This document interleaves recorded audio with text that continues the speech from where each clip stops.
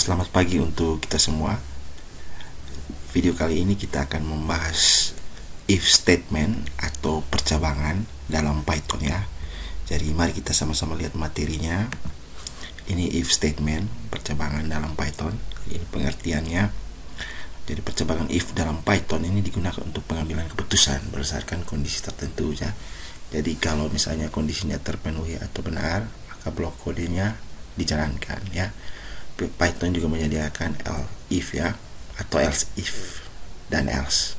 Jadi ini struktur dasarnya, ada if kondisi, terus if kondisi lain, dan juga selain itu atau else aksi jika semuanya tidak terpenuhi. Oke, ini contohnya yang akan kita sama-sama praktikum. Jadi kita akan cek bilangan positif, negatif, dan nol ya. Oke. Kita kembali ke IDE PyCharm. Jadi kita akan buat contoh project dari if statement ini atau percabangan. Kita buat directory atau folder dulu, klik kanan, new directory ya, if statement. Oke.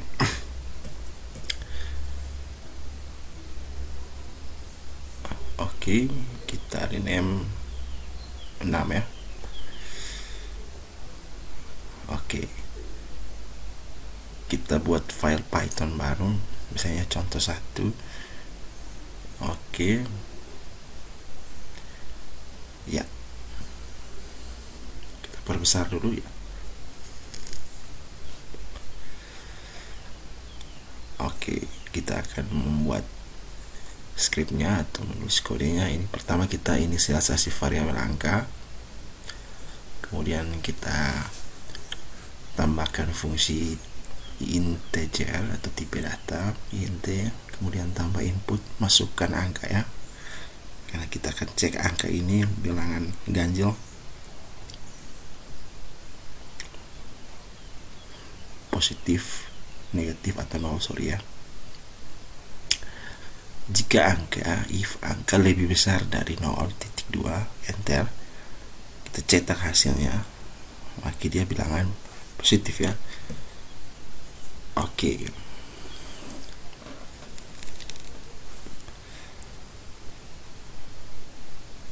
Kemudian kita kembali elif ya. Elif selain itu kita tambah lagi kondisi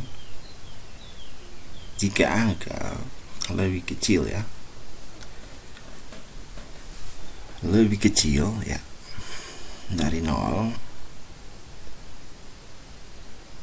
maka print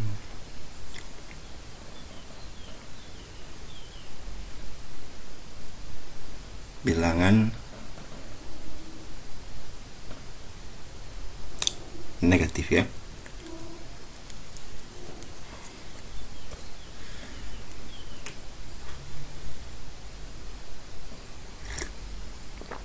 Oke. Dan selain itu, jika kondisinya angka ini tidak lebih kecil atau tidak lebih besar atau selain itu, maka kita cetak nilainya sama dengan 0 ya. Oke, bilangan ini bilangan 0. Saya rasa sudah, kita save all. Oke, kita coba jalankan. Ya, ini sudah, masukkan angkanya. Misalnya 1, bilangan positif ya. Oke, kita perbesar lagi, kontrol roll mouse ke atas ya untuk memperbesar, karena kita sudah settingnya ya. Ini min 2 bilangan negatif, kemudian 0 ya. Jadi kondisi if nya sudah berhasil. Ini yang dimaksud dengan if statement ya. Jadi kalau misalkan program mencek angka lebih besar dari 0, lebih kecil dari 0, atau sama dengan 0, tergantung hasilnya akan ditampilkan jenis bilangannya ya. Itu contoh pertama. Kita lanjut ke contoh yang kedua, ini menentukan kategori umur ya. Kita akan buat contoh kedua ini, kita tentukan kategori umur. Kita buat file baru saya, contoh 2, enter. Oke, kita perbesar.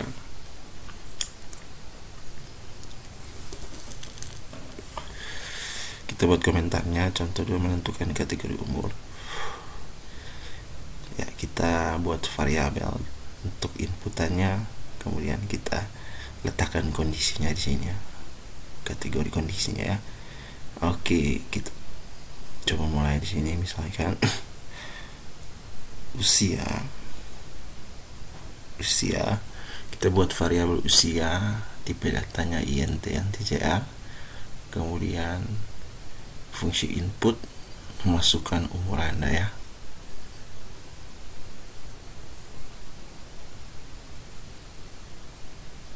Oke, kita lanjut. Jika umur lebih besar sama dengan, artinya berarti 60 masuk di sini ya. Jadi jika umur atau usia ini ya, umur atau usia ya, kita ganti umur saja sesuai dengan contoh soal. Umur lebih besar, bisa dalam kurung juga, bisa tidak ya.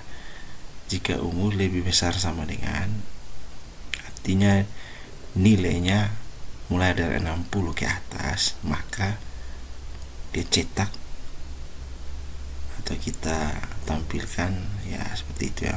Kemudian elif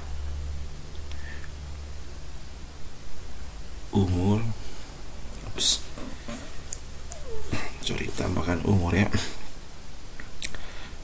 Umur lebih besar sama dengan 18,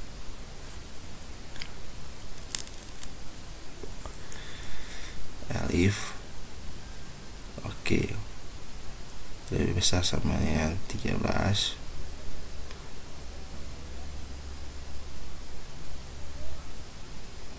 L ya, ini kondisinya. Oke ya, kita tambahkan di sini. Jika umur dari 60 ke atas, maka dia lansia ya. Kemudian kalau dari 18 tahun ke atas, ya dewasa. Kemudian dari 13 sampai 18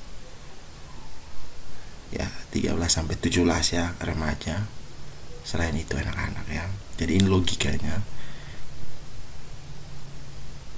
logika if-nya ya. Kita coba running ya, masukkan umur Anda. Misalnya saya masukkan di sini 61, lansia.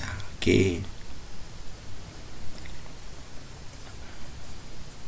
kita running lagi. 18 dewasa ya, kan dia lebih besar sama dengan ya, berarti 18 juga masuk ya. 15 remaja.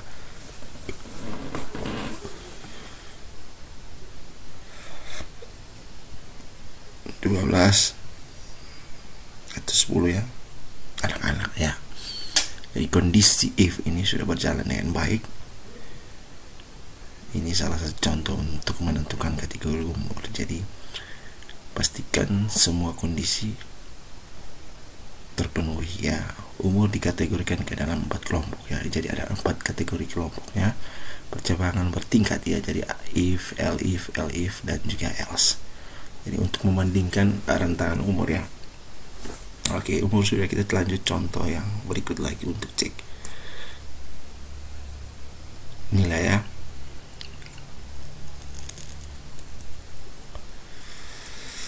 Ya, kita buat komentarnya untuk cek kelulusan berdasarkan nilai ya.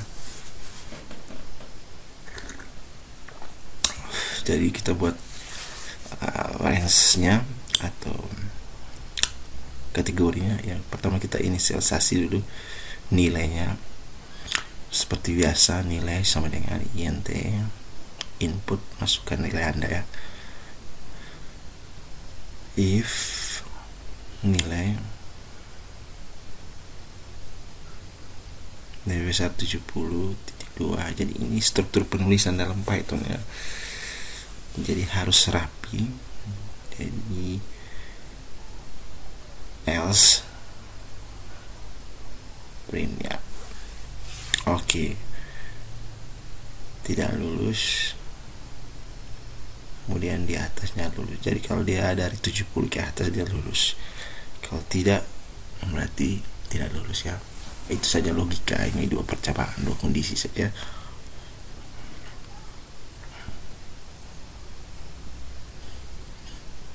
Jadi silakan diuji coba. Jadi misalkan saya masukkan nilai 69 tidak lulus ya. Oke, harus 70 baru lulus ya. 71 lulus, 70 juga masih lulus ya.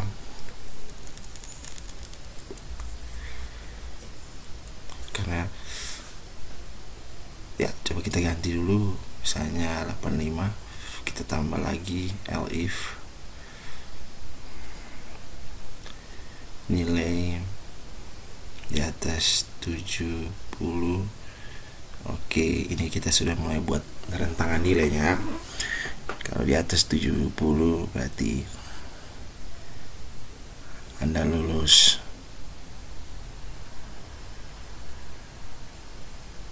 Misalnya, namun perlu ditingkatkan materinya. Ya, ini contoh ya keterangannya. Coba kita running. Ya, kita sudah buat 3 kondisi di sini. Di atas 85 lulus sama dengan 85. Kemudian di atas 70 sampai dengan 85. Di atas sama dengan ya 75 Anda lulus, namun perlu ditingkatkan materi pemrograman. Kemudian lanjut lagi, misalnya 60 Anda tidak lulus ya. Ini salah satu contoh untuk 3 kondisi. Ini penjelasannya, silakan dibaca, kemudian diuji coba terus ya.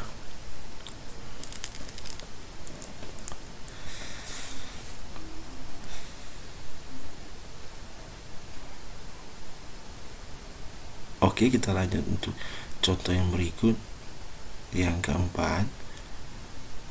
Contoh 4 ini kita akan menentukan bilangan genap dan ganjil ya. Oke. Ya, kita inisialisasi variabel bilangan titik 2 sama dengan int input,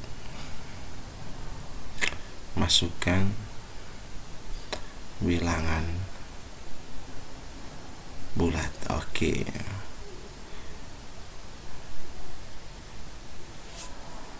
Ya, ini rumusnya atau cara ceknya. Dari if bilangan atau jika bilangan tanda persen atau mod ya. Jadi bilangan mod 2 sama dengan 0. Jadi misalkan hasil dari bilangan dibagi 2 sisanya sama dengan 0, maka dia bilangan genap ya. Selain itu dia ganjil. Jadi bilangan yang habis dibagi dengan 2 itu bilangan genap ya. Oke, selain itu print bilangan ganjil. Jadi ini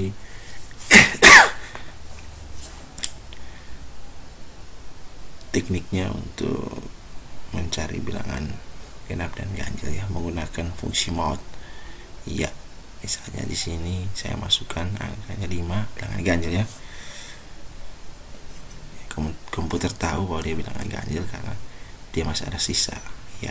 22 bilangan genap ya. Dan seperti itu ya. Jadi misalkan 22 ya, 22 dibagi 2 kan 11, sisanya kan 0 ya, maka dia bilangan genap.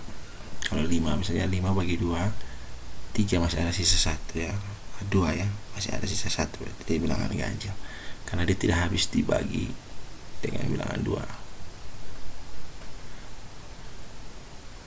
Oke, kita tambah di sini fungsi f-string, kita masukkan bilangan 30 adalah bilangan genap ya. Kemudian kita running lagi 21 211 ya, 211 adalah bilangan ganjil. Seperti itu ya. Jadi saya rasa contohnya sudah. Operator modulus ini digunakan untuk mengecek sisa pembagian bilangan dengan 2 ya. Jika sisa 0 genap, selain itu 0. Oke. Saya rasa sudah.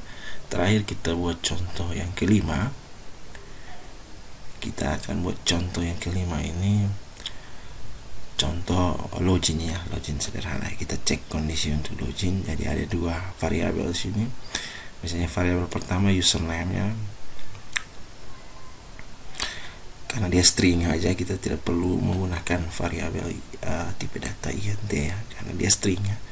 Masukkan username, jadi langsung input saja ya. Password juga gitu, kita set tipe data passwordnya string aja. Oke, masukkan password. Jadi kalau misalkan variabel kita angka, maka perlu kita set dia tipenya int atau float. Sedangkan jika tipe datanya kita ini string, kita cukup masukkan fungsi input saja. Oke, kita cek kondisinya. If username sama dengan misalnya admin,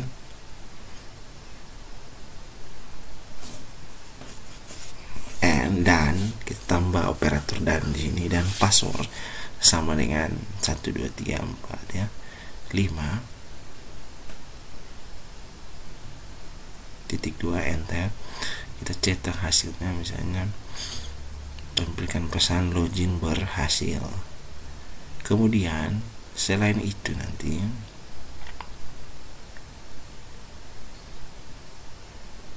else, langsung cetak selain dari itu, maka username atau password tidak sesuai ya, atau salah. Oke, kita save, kemudian kita coba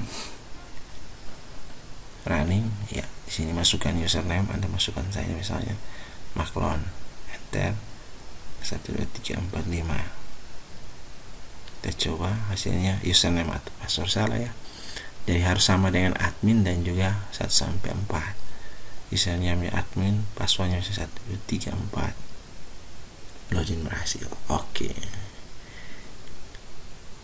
Jadi harus sama dengan yang kita inisiasi ya. Jadi mengecek apakah username dan password sesuai dengan data yang diharapkan. Operator logika N digunakan untuk pastikan bahwa keduanya benar. Jadi dia akan tanyakan jika kondisi duanya benar itu, maka kita tampilkan hasilnya. Ini kesimpulannya. Jadi untuk if ini tujuannya untuk kita membuat program untuk berpikir ya. Jadi konsep critical thinkingnya harus ada di sini ya. Saya rasa ini saja yang dapat saya sampaikan. Nanti kita akan lanjut untuk pertemuan berikut terkait dengan pembuatan kalkulator sederhana ya. Sekian dan terima kasih.